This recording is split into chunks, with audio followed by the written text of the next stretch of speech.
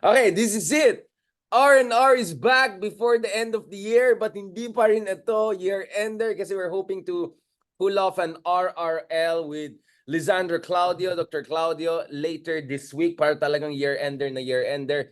Pero bago tayo mag-year-ender, mag-pre-year-ender tayo kasi ang dami nangyari. Ito na. Sir Ronald Llamas, thank you very much for joining us again, joining each other again kasi co-host ka eh. Merry Christmas, Big R. This is Small R reporting. No? Merry Christmas, the Very R. small, very small R. No? Very small but terrible. Okay. Sir R, hindi naman tayo kulang sa Maritas. Pagdating sa Maritas at Mekos, medyo big R tayong pareho. Okay, ganito. Before tayo pupunta kay Robin Hood, Chacha, discussions about constitutional change. Kasi si Robin Hood Padilla, meron siyang mga proposals about term limits, yung presidente dalawang term, just like in the past, to give time for continuity, time for, re-elections. At the same time, of course, Martin Romualdez is also talking about charter change. Of course, we know, ang context naman nun is to prevent siguro the Duterte's coming back, right? But let's keep it for the next episode. This episode, dahil ang dami mga nagsasabi parate, bakit kayong dalawa ni R&R, di ba strategies kayo, puro mga pinag-usapan nyo lang, unit team. Eto na, pag-usapan natin na opposition. Okay. Katulad ng alam natin, may nag-tweet yata yung sa mga kaibigan natin, may fellow Cordillera, if I'm not mistaken, has tweeted the picture recently showing the new face of the opposition, or is it new? What's going on, Sir Ronald? Kamusta ang opposition? Pag-usapan natin. Well, yung binabanggit mo yata ang picture, yung pinadala ni Liberal Party Secretary General Teddy Bagilat, no? Parang sinasabi there's a new opposition, no? Na nagko-converge, no? Hindi ko sure dahil parang Christmas party yata yan sa bahay ni Liberal Party President Edsel Lagman, no? Na maraming pumunta. Nakita ko yung kaibigan ko si Congressman Raul Daza, nandun si Lenny Robredo, si Laila de Lima, nandun si Mar Rojas, tsaka yung anak niya, no? Na mukhang may political future na hinahanda. No? Nandun din yung si Senator Kiko Pangilinan, no? Andun din yung andun din yung slate nila yata last election, no? Si Sani Matula, si Lacson, no? Tapos nandun din yung Makabayan Black, si Nery Colmenares at saka si Congresswoman Castro, no? Kaya si Franz Castro gitnang-gitna siya. Yes, Next to Kiko. And sa likod lang ni Lenny Robredo right away. Wow, that says a lot. Kaya ayan, if it is more than a Christmas party, then bagong political realignment na pwedeng mangyari yan. No? Pero ayun nga, in one sense, pinost siya ni LP Secretary General Teddy Bagilat, so there must be something there. Pero at the same time, sinasabi naman ng ibang liberal party, it's just a Christmas party. No? Alam mo naman, tayo showbiz na naman tayo. Alam mo naman, pag nag-imbita si Richard Haydarian sa kanyang Christmas party, it's more than a Christmas party, no? Hindi naman tayo invited. It's a kabal, no? It's a kabal, no? Delikado yan, no? Kaya, ayun, yan ang problema sa showbiz. Pag dinay mo, lalong nagiging totoo, di ba? Lalong lumalaki yung Marites. Oo. Lalo na nung isang gabi nga, inalaska ko si Senator Laila de Lima. Sabi ko, Senator, kasama mo yung mga tumatawag sa iyo na Zionist. No? Dahil binanatan si Laila. Dahil sa kanyang statement about Hamas. Kinondena niya yung Hamas binanatan siya ng mga kaibigan mo na dapat ibalik sa preso. Dahil grabe naman yung gano'n. Siya is Zionist, no? Mali naman talaga yung ginawa ng Hamas. I mean, that's even against Islam. You don't kill civilians. Mali talaga yun. That's against Islam. So, binabalansin ni Laila. Kinondena niya yung Israel. Kinondena rin niya yung Hamas. But tinawag siya ng mga friends mo na Zionist. Dapat ibalik. Hindi ko alam. Kaibigan mo yata yung mga... Ewan ko. Dapat ibalik daw sa preso. Tapos nakita ko grabe naman yung cancel culture na yan. Yung mga kasama ng mga kaibigan mo, nandoon katabi niya. No? So, alam mo, Ronald, parati mo dinidikit yung mga kaibigan mo sa akin. Ako, wala ko alam. Basta mali yung ginawa ng Hamas. Pero at the same time, we have no less than Pope Francis making a very strong statement about ditong situation sa Gaza. and the Yeah. deaths of more than 100 children every day, no? Throughout the week. So grabe na rin situation. So yung mga Katoliko dyan, Kristiyano dyan, maybe you want to also listen to your Pope once in a while. Now, anyway, balikan natin ito, no? Oh. So again, may na-intriga ako sa picture na yun. I mean, Ronald, you know more than me kasi ikaw mas kaibigan na mga, hindi nga ako inimbita eh. Is Hindi this nga ako invited eh. Wala this nga ako sa year? picture eh. Oh. Dahil sa akin. Dahil kaibigan mo ako. Kaya ina-ask ako si Trillanes kanina eh, over lunch. Eh. Oh, pareho tayong wala ron ah. Sabi ko sa kanya, oh. Tayo dyan. Baka pagbintangan tayo na hindi na oposisyon ha. Daw, Sabi ko kay Sunny, secret oh, DBM na daw, secret sabi ko, DBM. yung Richard Zaytarian, matagal na hindi oposisyon yun. No? Third force yan, Zaytarian, third force. Ito, Boss Ronald. Ito. Base sa alam natin, Marites, anong last time na nagmekos-mekos lahat ng mga opposition na yan, nakasama yung Makabayan, kasama yung Liberal Party, kasama yung mga medyo nasa gitna, kasama ang Pink. I mean, grabe, mekos-mekos na-mix lahat eh.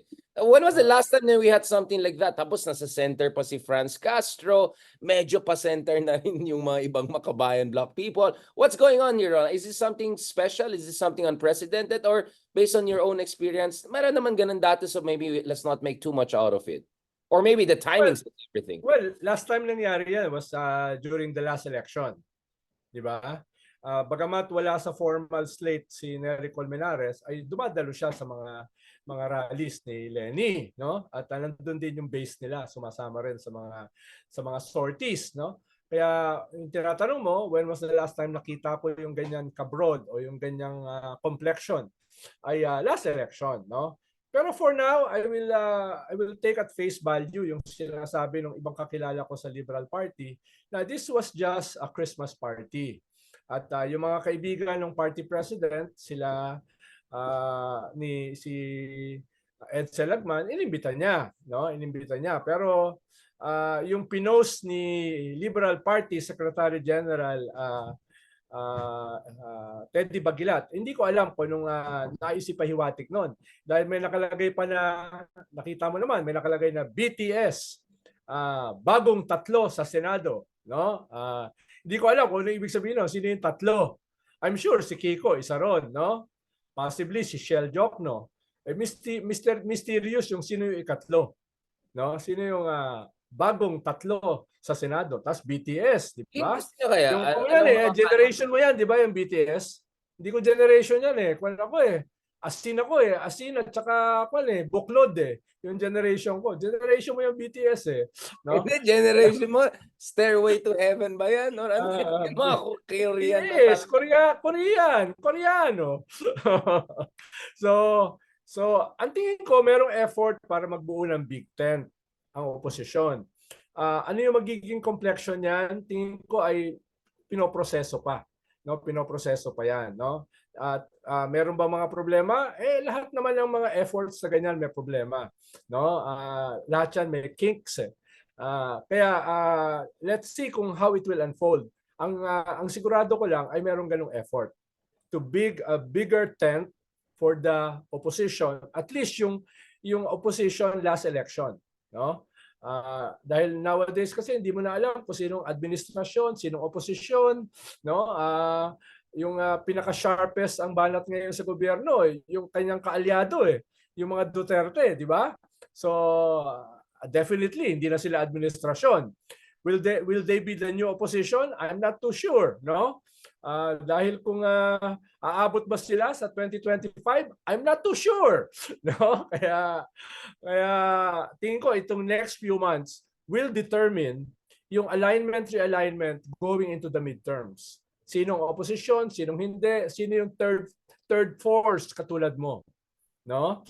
Ronald, I mean, ito seryoso na tayo. Of course, anyway, I mean, of course, it's a Christmas party, etc. But I mean, it's not like you randomly just meet everyone. I mean, Christmas time is a spiritual moment. It's a time of reflection. So I think, it's not a small deal na nagsama yung mga yan. And now we see Franz Castro, now we see Kiko Pangilinan, people that were seen as on very different side of things, especially yung panahon yun, ni Aquino, di ba? Ito yung mga bumabanat sa inyo, di ba? Grabe, pinaka-bumabanat sa inyo, mga Makabayan block. And then, of course, there's that history of Digong and the Yes. Makabayan bloc having a kind of a temporary alliance. Even during Arroyo time, di ba, there was a kind of a temporary alliance. So, medyo madugo ang kasaysayan. But now what we are seeing, Ronald, is there's a level of comfort. I mean, I'm looking at the picture here and I'm seeing a lot of bonhomie, a lot of comfort level. It doesn't look like a pa-cute lang na picture. It looks like, di ba? I mean, it looks like you and me next to each other. Di ba? Yung tawanan, talagang komportable, pwede magmarites. I mean, this is something. And Ronald, don't forget, I mean, di ba last year, for Nery Colmenares to be put in the slate, there had to be there had to be push eh. In fact, even online, I posted something that it's just natural for Nery to be there. But you know, that there's some hardcore liberals na ayaw talaga sa mga yan kasi tingin nila sa mga yan, komunista, tingin sa kanya, mga radikalista. So, it looks like a lot has changed, no? Since last year. Sa tingin mo ba, Ronald, yung mga rabid dilawan, if I can put it that way, medyo na marginalized na because of this back-to-back. Tatlo na yung defeat nila, di ba? 2016, 2019, 2022. Do you think there's a chance na yung mga rabid dilawan, na yung mga, alam mo naman, you know who are these people, di ba? Na ma-marginalize na sila. Kasi for me, silang talagang, sila yung pinaka-obstacle to an efficient, functional opposition, to put it honest. I know their intention is good. I personally know some of these people, but kasi they're holding back the opposition. Itong cancel culture, itong the insulting yung mga tao na bumoto kay Marcos and Digong, yung unwillingness to accept the reality of the matter, just blaming it all on disinformation. So actually, if you say everything is about disinformation, you're actually pushing the Bobotante, the false Bobotante narrative, right? You're just saying all voters are fools, therefore they voted ganun, di ba? So I think, do you think there's a chance these people will push aside itong mga radical, rabid dilawans and all, so that the good yellows and the pinks and the progressives and all can come together? I'm not too sure, Richard, no? Siguro may settling down na nangyayari, no? Pero marami nang nangyari this past 1.5 years, eh. Di ba? Si BBM, hindi in-appoint yung kanya mga Marcos loyalists, no? Nag-appoint siya ng mga independents at some are identified with the yellows. Di ba? So, mismo yung Marcos government may kaunting adjustment. Tapos, yung mga yellows naman, are becoming less critical of the Marcos administration, no? Even those identified with the Reds, no, are becoming less critical of the Marcos administration and more critical of the other half of the unity team, yung mga Duterte, di ba? Kaya from Ronald, let me correct you, hindi na sila half. 1/4 lang sila. Lumiliit, nag-shrink na sila. So from different parts of the political spectrum, may mga pagbabago, no? May mga pagbabago. Well, that's why it's called the spectrum. Dahil nagbabago siya, hindi naman siya solid lights, no? Nagbabago yung spectrum. At nakikita natin this past 1.5 years, yung mga pagbabago na yan, no? Ano yung magiging direction nila? Tingin ko nagsisimula pa rin mag-unfold. Hindi pa nagse-settle down, no? At yung nakita mo sa picture, could be something na could solidify, or it is just a Christmas party. Pero sabi mo nga, no, Christmas parties are not simply Christmas parties, no? Gatherings are not simply gatherings. Pictures are not simply pictures, no? May mga meaning na ibig sabihin niya. Lalo na kung ang nagpo-post ay isang party secretary general na ginagawa sa bahay ng isang party president, no? So pwedeng may laman 'yan, no? Pero the political spectrum is adjusting, no, this past 1.5 years. From the left to the right to the middle, no? May mga adjustments. Kaya hindi ako magugulat dun sa mga changes na pwedeng mangyari, no? In the next few months. Tingin ko yung next few months will be crucial.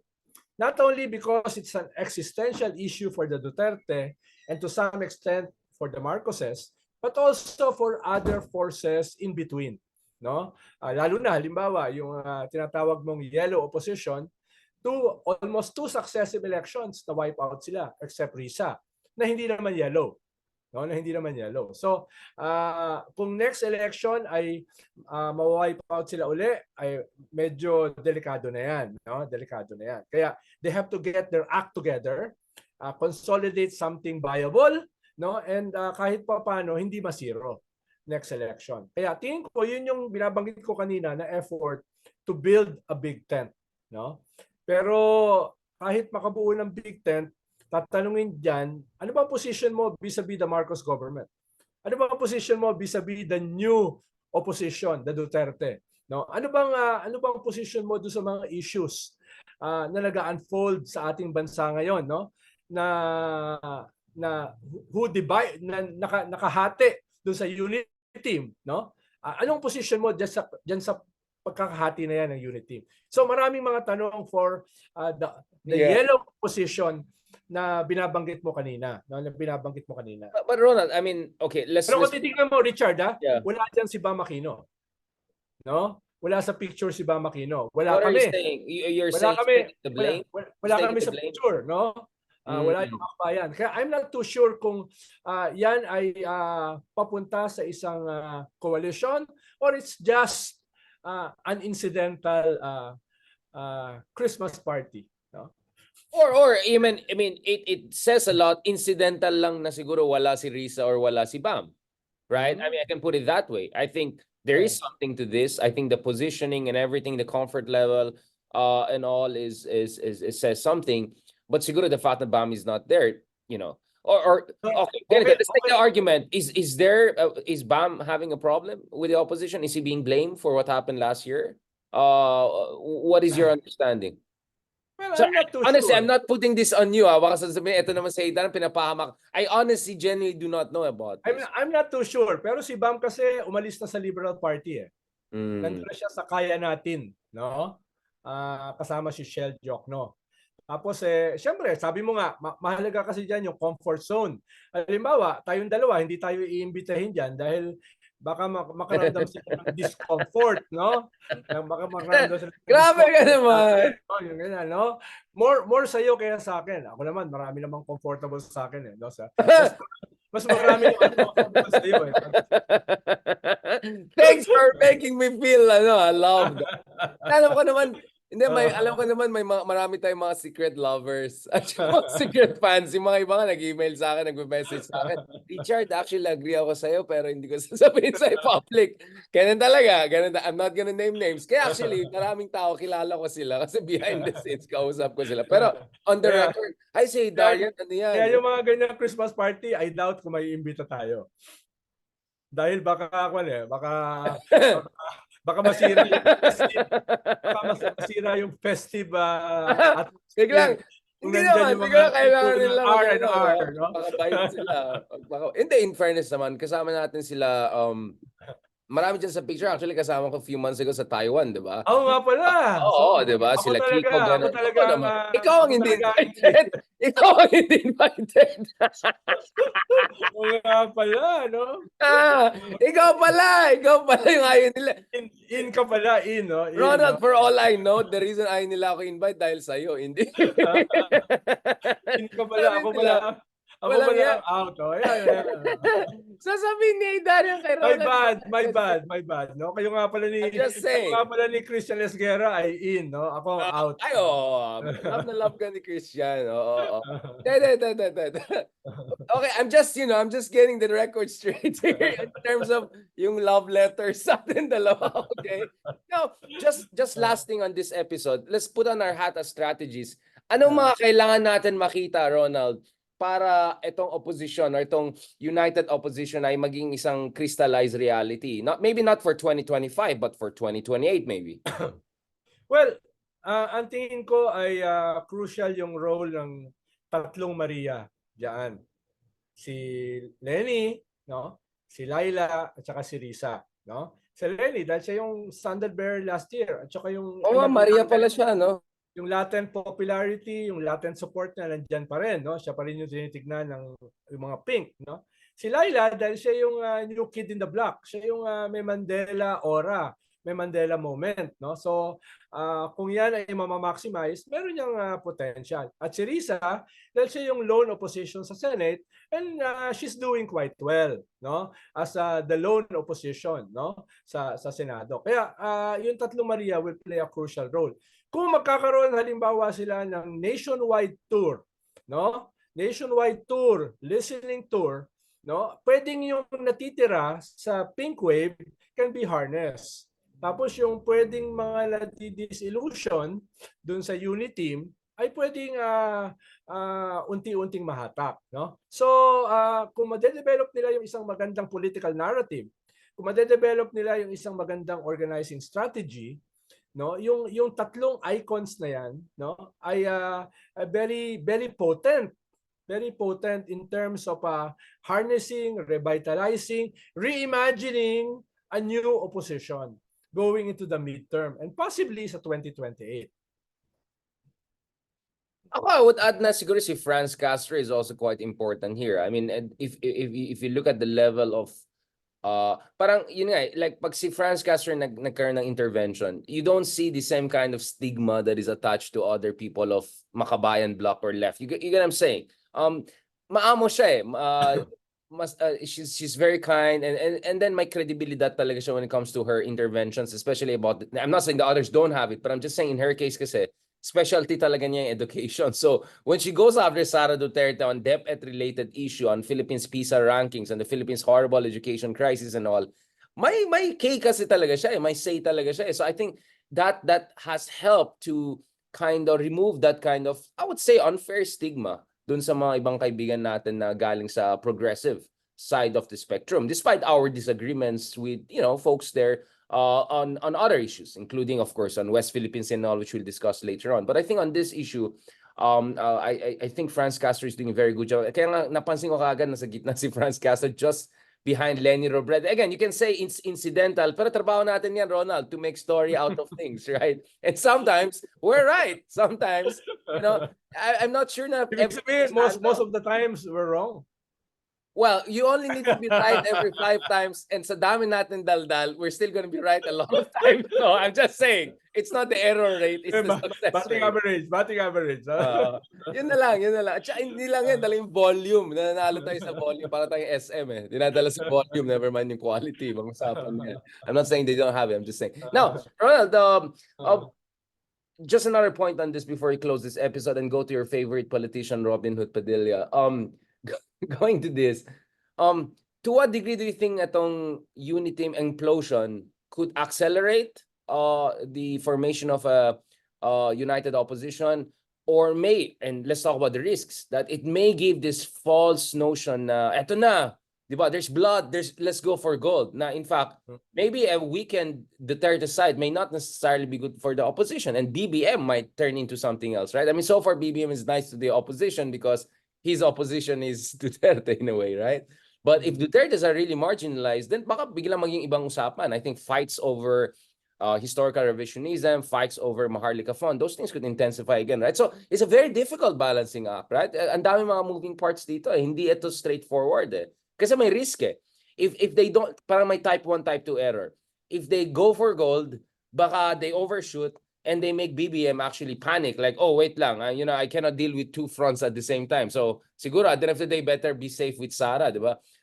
At the same time, if they don't also do anything, they might miss the train, right? They may miss a historic opportunity to come back stronger than ever, since this unity is, imploding in ways that few people expected in terms of sheer velocity. Maybe not the direction, but the velocity, the intensity is really something, thanks to Tatay Digong, who is someone we're going to discuss later on.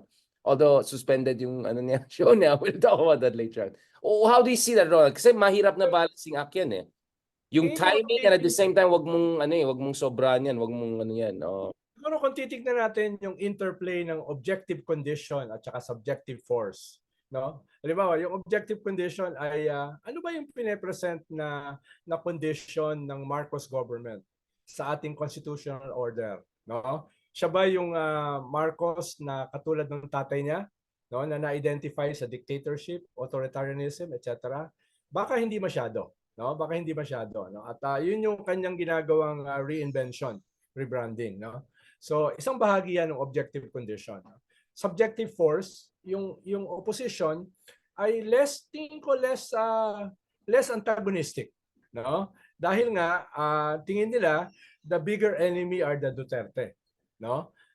I'm not saying na sila ay may coalition o may tactical option in relation sa Marcos. Tingin ko at this point wala. Pero subjectively ay hindi sila magiging threat sa Marcos government. no? At most they can scale up, no, to be sabi nga ni Teddy Bagilat, bagong 3 sa Senado. How can 3 candidates for the Senate be a threat to the ruling administration? So even if they scaled up a bit, hindi sila magiging threat sa mga Marcos enough para sabihin na, oh, balik tayo sa unity team. Delikado, baka ito yung mas delikadong kalaban, itong yellow-pink opposition. So ang tingin ko, on the horizon, that won't happen. That won't happen, no? Magkakaroon ng independent track itong yellow-pink opposition, but not enough to be a threat to the ruling administration, no? Tingin ko ang threat pa rin talaga for them are the Duterte, yung other half ng unity team, no? To answer your question about how this will affect the 2 major players sa ating political system at this point. So in short, because actually what my point was, what's the Goldilocks strategy, no, for opposition in terms of not too hot, in scaring BBM and all of that, and the same not too cold that they lose the opportunity. And your contention is that it is going to be de facto Goldilocks because there's never going to be strong enough in the short run to be really a threat to Marcos. Now in the long run, that's a very good point. Actually, I kind of see your point. And I won't be surprised if Marcos also looks at it that way. Like, may fangs sila, but they cannot bite me hard. But they can be good, useful, de facto counterbalance. Not ally, but counterbalance to Duterte's. Because pupunta ka sa Twitter, bugbog yung mga DDS, not with the BBM supporters. It's really the pinks who are going after DDS people right now. Diba? Ganti time na revenge time. So kahit hindi sila magka-aliado ng mga Marcoses, they can have a common enemy, no? Or anong sabi ng mga kaibigan mo na Leninist? The direction of the main blow, no? The direction of the main blow. Who is the main enemy? Other enemies are less antagonistic. So wait, Ronald, ito Lenism, no? Hindi Lenny Robredo. Kasi sabi ni Lorraine Badoy, may Lenny Youth na komunista daw na just making clear, baka ma-red tag na naman sila. This is Lenin. Nagbago na ang red tagging dahil ang nire-red tag na ngayon is ang pangalan Marcos No? Can you imagine a Marcos being red tagged? No? This is happening right now. So this is SMNI universe. Okay. All right. I think that's a perfect transition to our friends from the other side of the fence. I think we're pretty done with this. Ayun, binababash na naman tayo dyan dito sa opposition. Kaya nga, in-avoid ko na lang mag-vlog about opposition kasi grabe sila magalit sa atin. Anyway, no offense, but I think we've been among very few people, who see themselves as progressive, but they dare to openly say ano mga kulang sa opposition. I think a lot of people have been either too polite or maybe not courageous enough. So early on pa lang tayo, Ronald, and especially in my case, I made a lot of enemies kaya hindi tayo inimbita sa Christmas party. Although I think ang kutob ko ngayon, ikaw mas problema kaysa sa akin. R&R are polite. Yeah, of course. Polite but dangerous. Okay. Muchas gracias. Thank you very much. Mag-ginoo na medyo bastos. That was fantastic. Let's go naman to our favorite politician of the year. Yeah. Okay. Kasi malapit na tayo mag-year ender. Okay.